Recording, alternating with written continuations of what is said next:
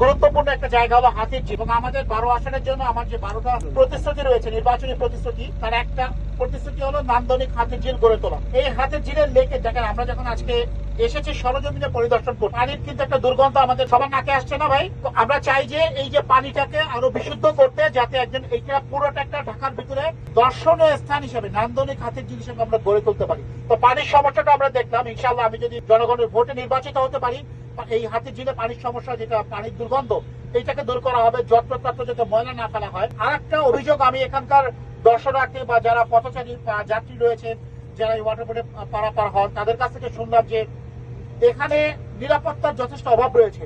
পর্যাপ্ত আলো, সন্ধ্যার পরে পর্যাপ্ত আলোর অভাব রয়েছে।